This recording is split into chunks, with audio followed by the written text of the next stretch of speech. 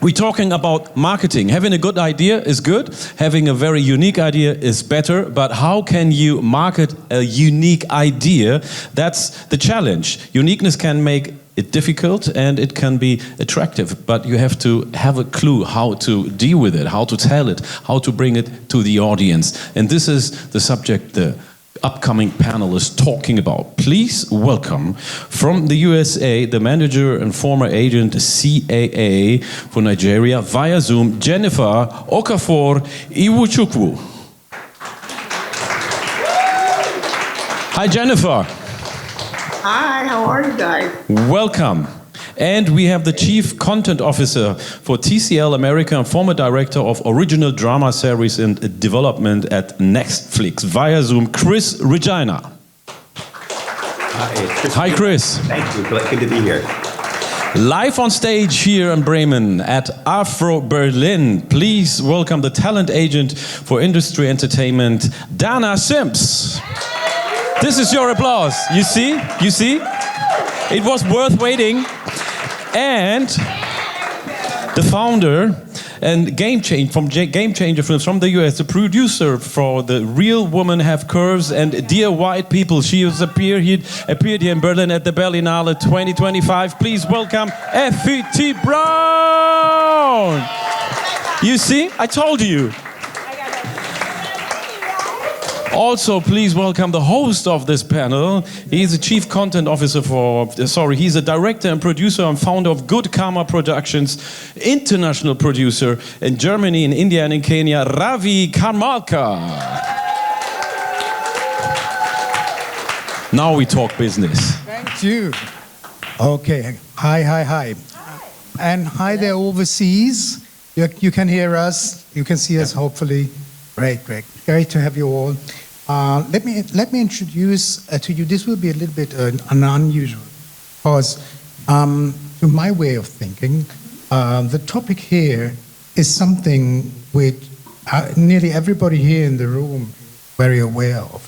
So I would assume that everybody here has something to sell, and the question, is in the room. So how to do that? So therefore, I will engage the audience quite soon. So be prepared to get the micro and ask you questions.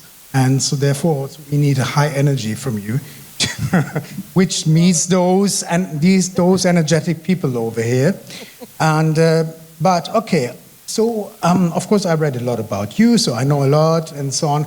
But I would love you to introduce yourself again. Also, maybe just summarizing a bit your professional life. In a nutshell, maybe I can start here to my left. Great, that's perfect. Hi, my name's Dana Sims. I'm so excited to be here. I am not an agent anymore. I am a manager.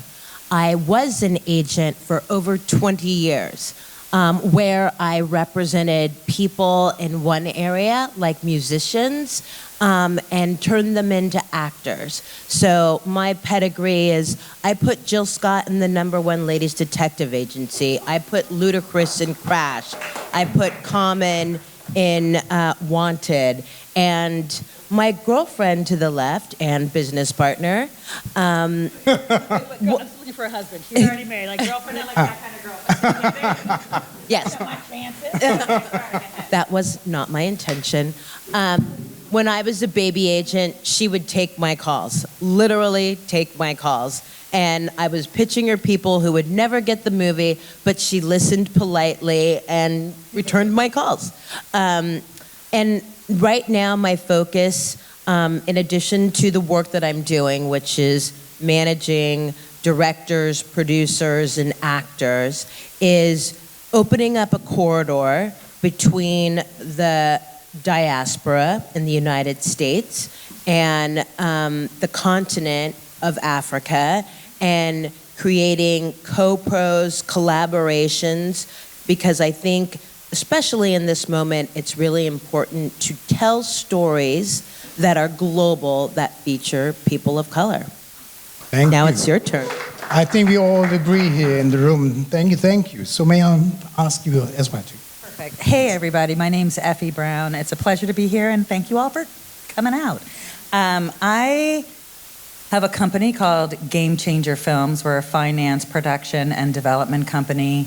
I've done films such as like Real Women Have Curves, Dear White People. We co-financed a film called The Inspection with A24, and we did Passing with Ruth Nega and Tessa Thompson. Nina Yang Bon Jovi, we just put money into it. Nina Yang Bon Jovi was the producer, and we sold that to Netflix. So my company is basically for and about women, people of color, LGBTQ+, and people with disability in front of and behind the scenes, but putting it in, it could be genre and inclusive filmmaking. Basically, we're looking for a new kind of hero. We might be making smaller films, but with a larger footprint. To answer your question, what are we selling here today? Is that please. I'm like, talk about so it. funny if you ask. I'm actually here with a project that we're shooting in Uganda called Mr. Otim. And so we're looking for co-producers, co-financiers, sales, like people of that nature. And then also one of the things that we're doing is I'm looking to build a fund to continue like a collective equity fund, because we need to be making, we need to have resources in order to make our own movies. Totally agree. I could Totally tell stories over there. Thank you, Jennifer. Do you want to continue, please? Yes, first of all, thank you, Afro Berlin, for this opportunity. I'm sorry that I couldn't be with you guys out there, but even though it looks like I'm in San Francisco, I put on a sweater so I can be just as warm and cold with you guys in the moment. But yeah, so I previously at CAA for 7 years, and I was an entertainment lawyer in Beijing, and all I did was film finance. So my role and the things that I'm most importantly focused on is representing talent, just similar like Dana. I used to work with Dana. That was my dog in the corner. We would go to bat together, and I miss you so much. I know, but read that script. I know. I have a call after this. So. Okay, awesome. But no, it's representing talent from the continent, and similarly to Dana, bridging that gap between the two worlds and combining them together. Because, like she said, the most important time right now is to see these shows and these feature films with people that look like us, but then also just telling our types of stories. Right? You don't have to be a white geek in high school that has superpowers. Like, you can actually be a Ugandan geek in school, in a boarding school in your village that has a superpower, but you have a connectivity that is global and it reaches all the different masses. The same way everybody uses the example of Squid Games and how that was able to reach people all over the world because it was something that we're familiar with. We're familiar with playing games, and we're familiar with risking a lot of things to get shit done. Excuse my language, I'm sorry. But that's really the focal point. But, for me, in terms of representation and switching over to the management side, as an agent, we're very much on this straight line. There's one lane that you're really in, and it's really hard to do a lot.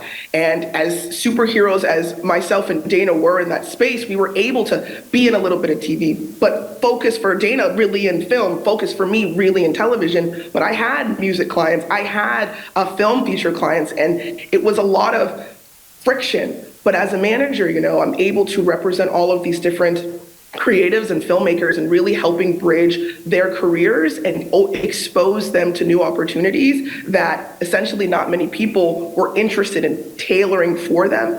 And to be a part of their lives and being a part of their story is what really has me in this space. So yeah, I think that I answered the question. Very much so. Thanks. And Chris. Yes, hi, I'm Chris Regina. Have great experience in sort of production and television on both the film and TV side. Have worked with a lot of projects and diverse voices and unique voices and helping bringing them to the foray at both Netflix and NBCU, where I made a lot of original movies there. I would say my prime focus now, though, is really an AI studio. And so I heard the keyword co-production, and I've really built an AI studio that allows people to maximize their budgets and bring things to life and fill in those gaps as hybrid programming. We just did a short called Next Stop Paris that we didn't visit Paris to shoot. We were able to sort of gosh and splat the whole backgrounds, immerse live action performances into virtual environments. So I'm really focused now on trying to build and scale the AI business to help independent filmmakers, TV production reach a higher level of scale with more limited funds and expand that sort of imagination and possibility. Good to know, yes. Okay, warm applause again. So there we are. We have 4 very, very interesting people, high professionals. And let me read out the session outline. Your content is unique, but that very uniqueness, while your creative strength can be a hurdle when trying to attract buyers. How do you package and market a film that defies easy categorization to distributors and platforms? So I'd like the 4 of you also to tell maybe 1 or 2 small stories where you encountered yourself or you witnessed a problem which was overcome. So how about Effie, shall we start with you? Sure. Take your microphone, please. I know I'm doing it. Okay. So we're talking about 1 or 2 stories about how we got something sold. Yes. Or whether you witnessed somebody, overcoming a problem. What's interesting. I mean, this is going to sound like I've been around a very long time, from doing something called "But I'm a Cheerleader," which was 1997, to like the Jane Campions in the Cut, to all the way to, you know what I mean? To like Women Have Curves and Dear White People and Project Green. So all the films that I've done have all been hard, because they've all been about with a marginalized group, quote unquote. Either woman, so they're all really hard. And I think that the thing that maybe most of them have a bit as a common denominator is either one, and this is just being just like producing, like just coming at you straight, a piece of talent. Because a piece of talent being, and not talking about a director or a writer, talking about a cast person that got the money, that someone was excited about, and then remember, I've been around a long time, so like back in the day there was pre-sales, back in the day they had that sort of thing of like, who's gonna be on the poster, right? You know what I mean? So talent is still, was important and is still important, and then that's what sort of took my little tiny movies that people were like, what do you wanna do? A Latina coming of age story. That was Real Women Have Curves, right? You know what I mean? Which with America Ferrera, right? But we had a couple of big stars in it, and that's like George Lopez is how I got that movie made, and that was with HBO, right? The other thing that these movies that they're universal, but they're very specific in their culture, and I'll say, and culturally, they're culturally specific or content specific. I had someone who liked the story, But I'm a Cheerleader was about someone someone said something to, I don't know if I'm blanking on the name of it, but reassigning the sexuality, those little camps. They have conversion camps, those conversion camps, yeah. right? And we decided to make that into, it was a satire. And we're like, ugh, how do you do that? The Latina coming of age story, you have Dear White People, which is being the only black face in an all white space, right? So these are things that are very sort of specific, but I knew who to go to for money to be like, have you been the lonely only in a room? Do you know what I mean? Call the lonely only, and they're like, oh my God, yes, I have. And I'm like, we need $1 million. You know what I mean? So that's how we, you get the money, or you get someone to figure out if they feel strongly believe in the LGBTQ community, to be everyone should be included and equal, and it's okay to be how you are. That's how we was able to get money. I feel like I'm being really long-winded, but that's the skinny. But it's very interesting. Okay, okay, good, because I feel like I'm just going. Okay, Dana. Well, I think the thing that made me turn to the continent was I was working with Effie on an awesome script that I loved about 3 African American girls who go to a party and something happens and they're fighting for their lives. And What we haven't seen a whole lot is the girls save themselves. Summer of 2019, I went to 27 financiers in the United States. 27, and the feedback was, it's so niche. There's not really an African-American star at 17 that can helm this movie for that budget. But I intrinsically knew I was right. You couldn't tell me that I wasn't right. And eventually the movie sort of fell apart for that area. But I was on the phone with the producer out of South Africa, and he's like, how much you want for that movie? I said, just 5. He's like, I won't make that movie for 5, but I'll make it for 3. Will you shoot it in South Africa? And I was like, yeah, I would. But what I realized is I was like marching up and down Hollywood, trying and literally begging people to make a story about us. And once I clued into the fact that there's a whole world outside of Hollywood who are consuming our content anyway, why am I begging these people to make stories about us? And it literally, I did a whole 180 and changed my business around because it was so important to me. Can imagine. Afrlo, but this brings me to a question which I wanted to ask later on, but I have to ask it right away. So how to deal with disappointment, right? So because if everybody has so many people convinced of their ideas, they can, I'm a military brat, I'm a millie brat, and failure is not an option. I mean, that's the real. I think Effie would say that too. Yeah, I mean, I'm looking over it, I don't think really can say, but like, that's very true. Like, failure is not an option. And when the movie that, just for example, when you are passionate about a movie, it will find its time. The movie that she was talking about is a movie called We Real Cool.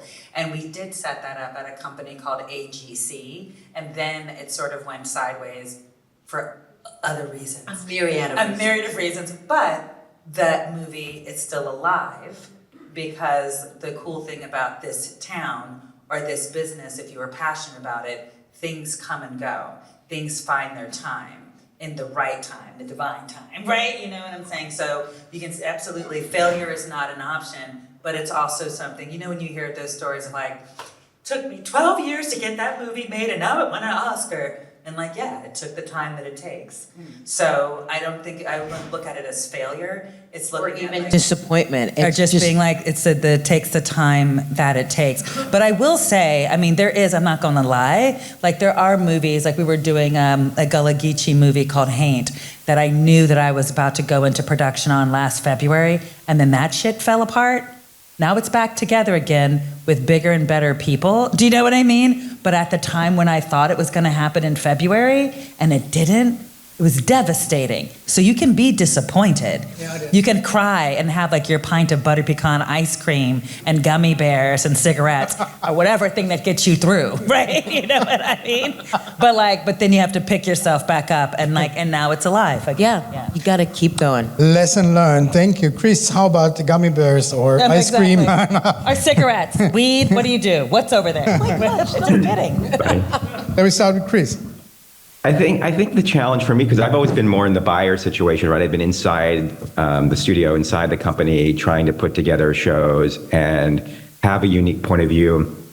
And how do you support voices and a different perspective that you want to bring to the forefront? An example that comes to mind to me, or two actually. One is, I've had a great relationship with Kalita Smith. Back in my day when I produced Z Nation, casting her at the lead was sort of groundbreaking at the time. It's like we were going to make a zombie show, and somebody who was not known for action, was known for comedy, but was a phenomenal actress and really brought a new audience, and an audience that we had really developed at Sci-Fi at that time, that was in our sort of horror space, and we knew we could sort of capitalize on a Black audience that was watching us. And it was just a matter of selling internally to executives that this is the audience that we have, and why are we not taking advantage of it by putting the right faces and the right talent into the project. Similar thing when I was at Netflix.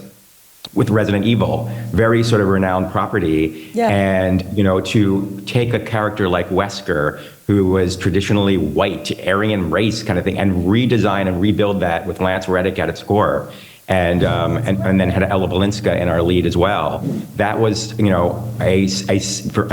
proposition that I had to sell internally to rethink and reimagine this creative in a way that is going to be for a new audience and contemporary audience as well, and to sort of break the mold of what was pre-existing and established, especially with IP, where there's over-preciousness of people's perceptions of what a show should be. And so those are the battles and sort of the internal sort of fights. It's to sort of win over. You have to have sort of advocates inside these companies when you're pitching to them and packaging from the outside that also believe in the same vision that you have on the outside when you're bringing to them. And I think that's really the challenge, is finding the individuals, the executives who can really see your point of view and champion that, within a company.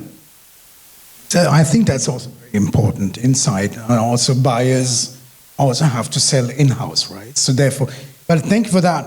Jennifer, maybe one experience from your side. Yeah, I think we're all kind of speaking the same tone, especially with the difficultness of projects that don't look like the majority of the people who are buying them from us. And, it was really the post-Black Panther realization when the world was saying, oh, Black films can travel. Like, you guys, people actually want to see content that looks like this. Like, there is this attraction, and we, decided that there needs to be a focus in this. Like, people want to watch these types of shows. People want to see themselves reflected in different lights and away from these tropes and stereotypes that they are really good at putting us in and pigeonholing us in. Right. So, it was the challenge of reminding people, because it wasn't Black Panther that became the movie that everybody wanted to watch, right? People have been watching us on film and television for a very long time.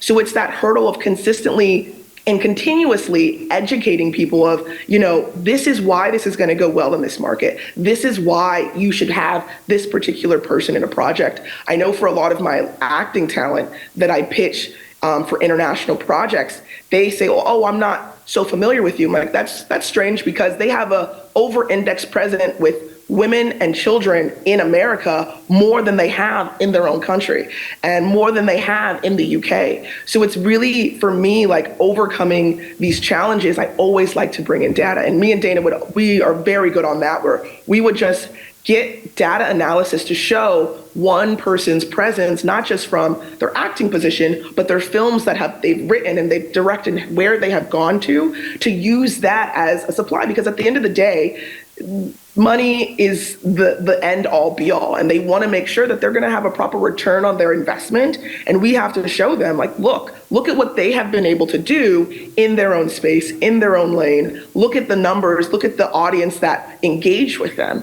So that's kind of that's just one of the many hurdles, but I know bringing data into conversations and bringing all of that information and just like tangible evidence really helps with moving a conversation in a better way. And we've had success in that, which is great.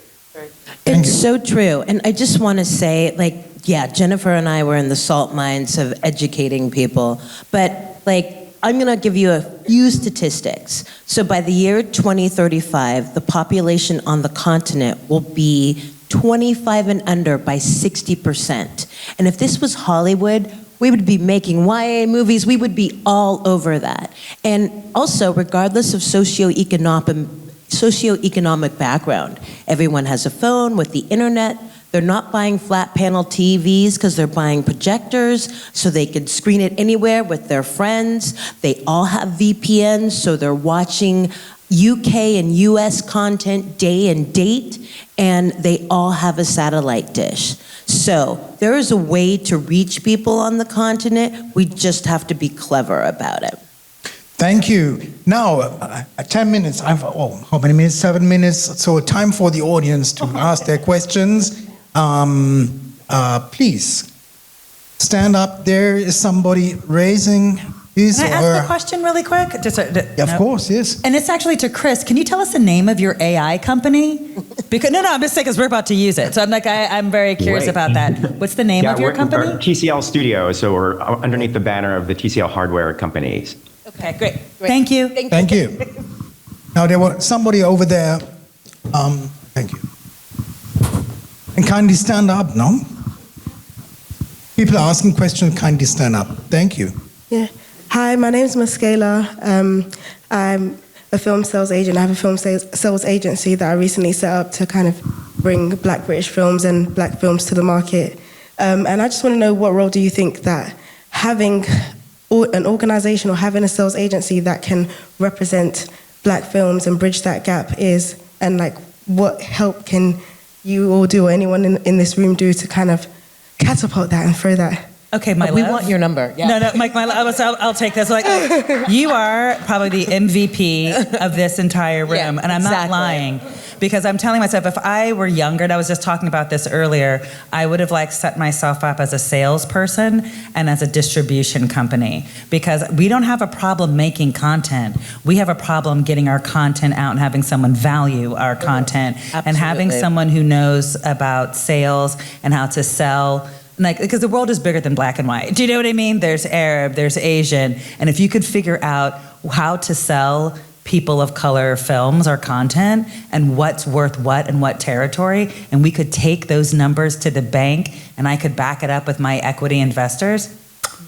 Chef's kiss. Chef's kiss. That's a studio. Like, that's what. So I'm like, so sis. So nobody go talk to her after this. Me and Dana have her. So we're just going to be very clear. We have a movie. That's what's happening. We should talk about Mr. O'Team. I'm like this. I'm like, we're going to fight you later. It's going to be fine. Kindly, more questions. Raise your hands, please. So now they're all afraid. Now I'm like, they're we're scared. just kidding. We're really nice. We're just Guys passionate. really scared them away. They're like, we're not. Hands off. Yeah, very experienced people want to share their experience. So, yeah, over There there, you gentlemen. Hi, I'm Arthur Musa. I'm a filmmaker, producer, director, writer. And I was curious about how you find the projects that you produce. For me, sometimes I have a director of development that it's their job to actually go and get scripts for me. But I actually get them through labs. I get them through organizations that I'm a part of, like Film Independent. There's like the Gold Program, that's with the Academy. There's, and also like agents and managers, like they come. What I cannot do, because this is where I'm a little, America is litigious and kind of also on fire, if you didn't know. Is that, you know what I mean? It's like we're a little bit of a dumpster fire. I have to have scripts come through some representation, otherwise I could get sued. That's all. So, but I literally can pilfer things from a lot of different places. You should talk about how you found Mr. O'Team, because that is... I'm sure, but we can also talk about. But that was part of finding Mr. O'Team, was in regards to Film Independent, which is an organization that I'm a part of that had a program called Global Media Makers, where they pick like 6 filmmakers from around the world. So they already have a wee bit of a pedigree. And then they hustled me to like read that script. And then I didn't want to, and then I read it, and it was actually spectacular. So those are the things, like actually going through workshops, labs, those sorts of things.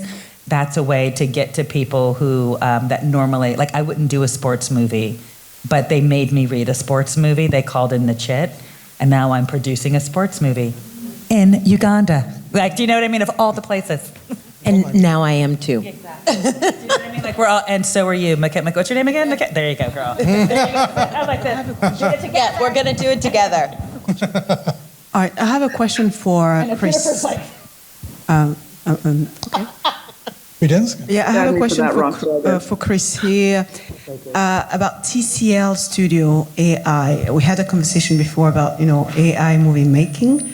All right, and I think that we had a discussion about how to engage and how to promote AI filmmaking, and in a world where it's kind of scary for most of the filmmakers. So if you can expand on that, and how do you sell AI filmmaking and so forth? Well, it's important to me to support the artists and also sort of correct the narrative that is out there around AI, that I believe, look, there are people that are going to make fully AI-generated things with little human touch, but that's not what I have been driving in my initiative. My sort of guiding principles are, we use writers to write.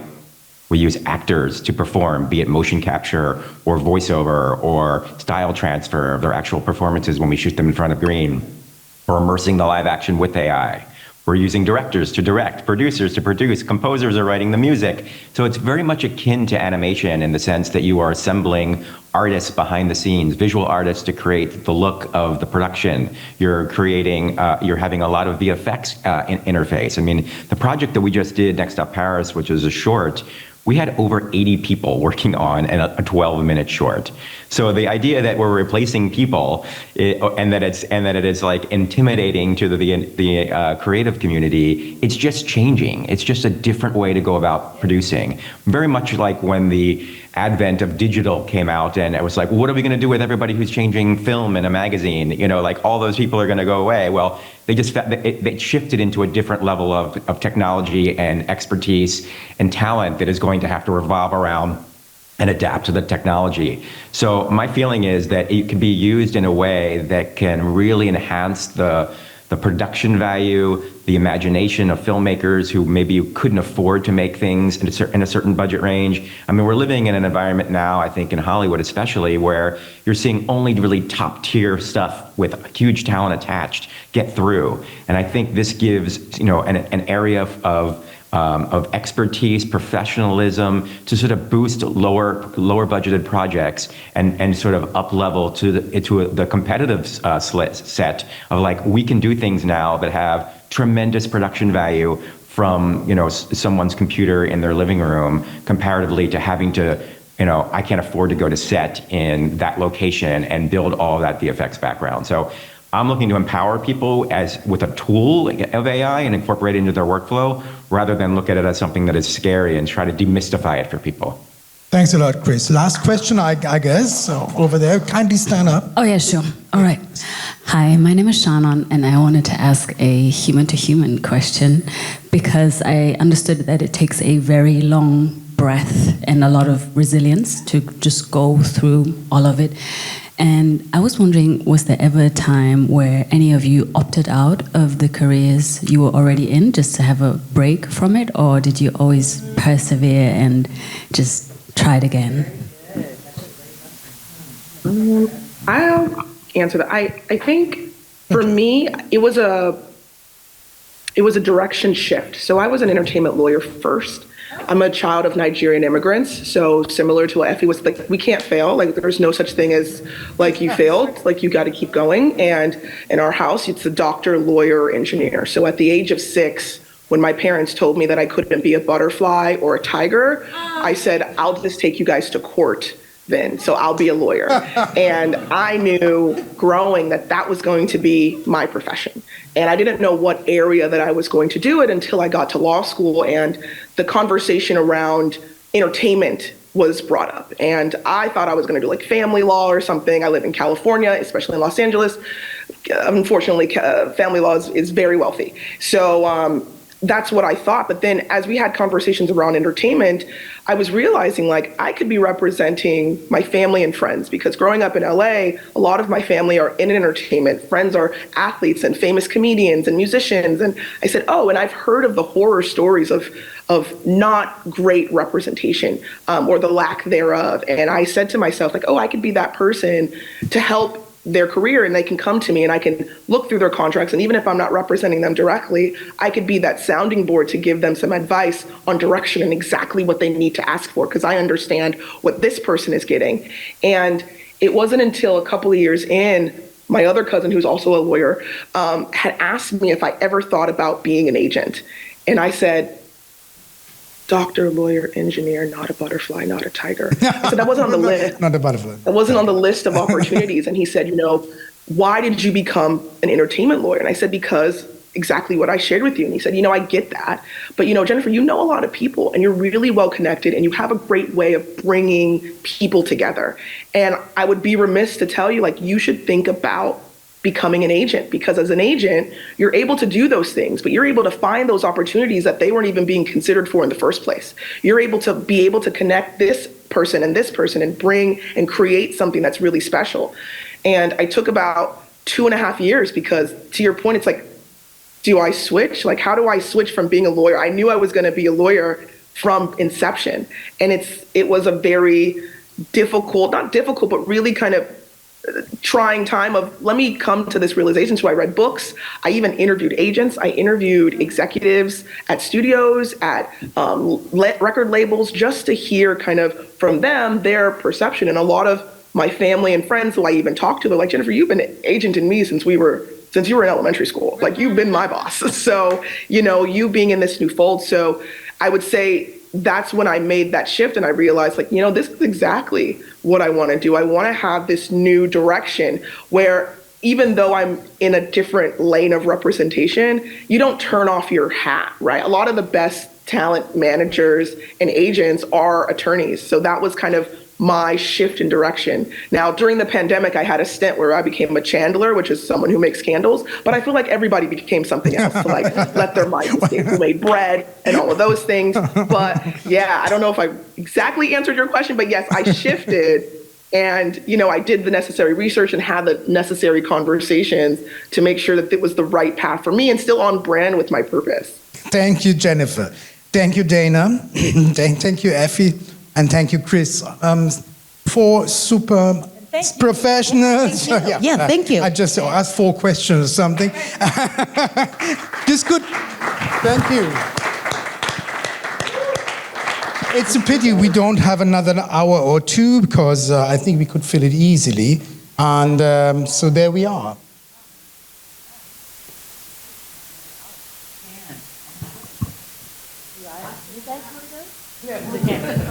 We could, okay, so what counts now? Okay, we could go on with questions. How about we take in 3 more questions? Would you be okay with that? Also, the 4 of you? And then you get another applause. How about that? Okay, question number 1. So, over there, the gentleman. No, I think we are for the sake of taping it, they need the mic, right? Yes. Hi. Hi, my name is Pravesh. I'm a writer-director from England and originally from India. And I just wanted to ask you guys, really, I come up against, whenever I'm pitching, often I'm pitching to a white man. No. Yes, and I... England, no doubt. Yeah.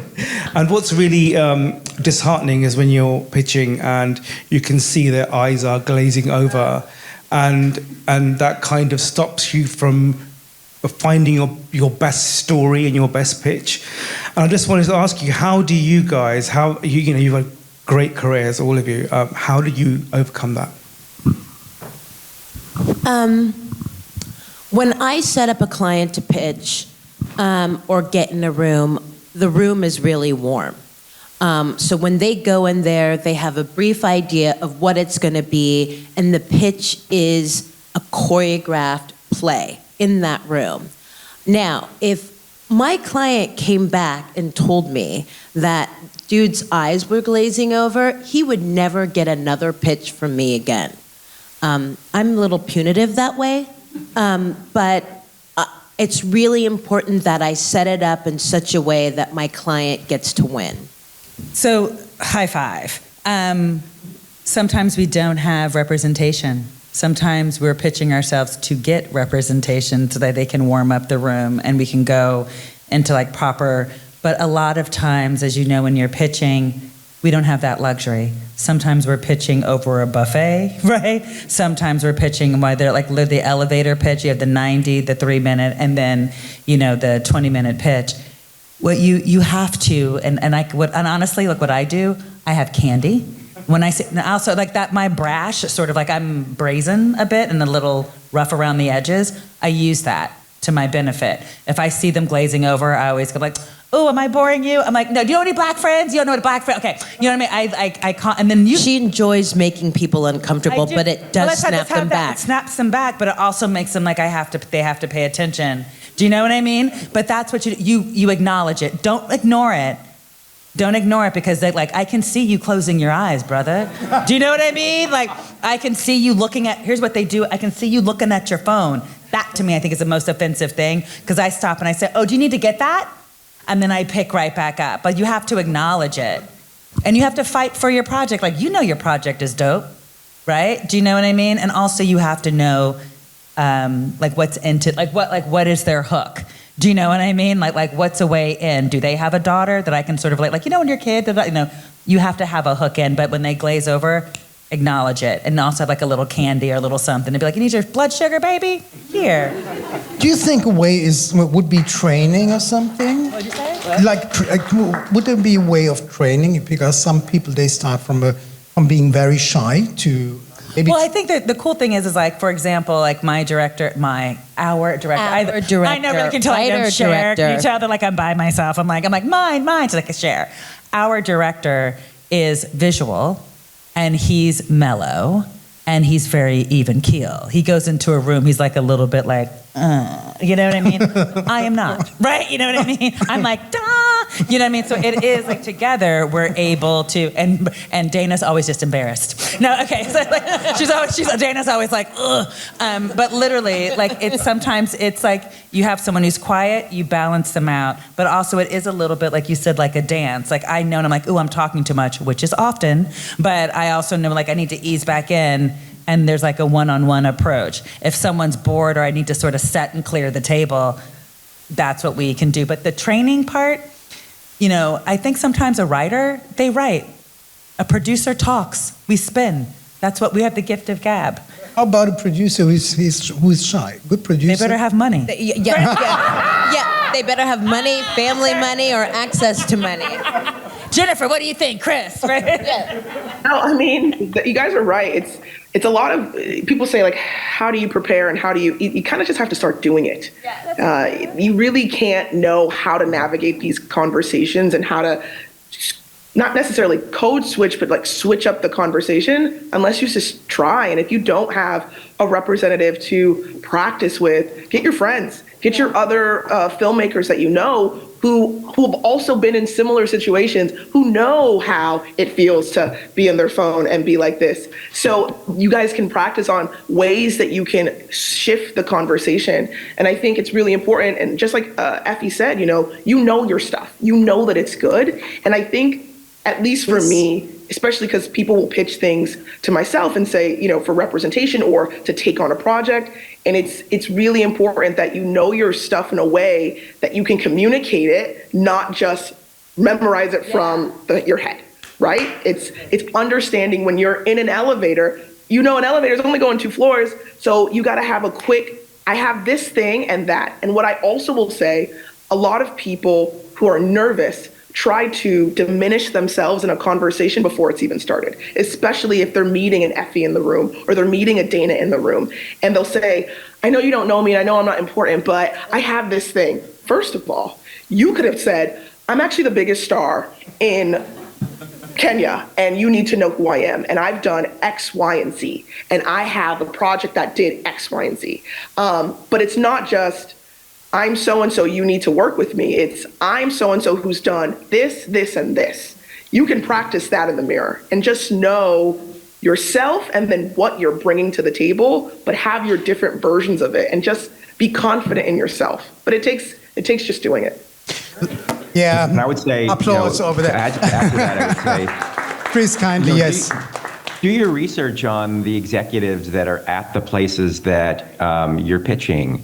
There are advocates for you that are in there, and you might be stuck pitching to the wrong ones who are not going to buy your project because you can look at the history of what they bought. You can look at the history of what they've made and who has greenlit projects that are like your project, that has taken risk and has been a supporter and is willing to take the chance.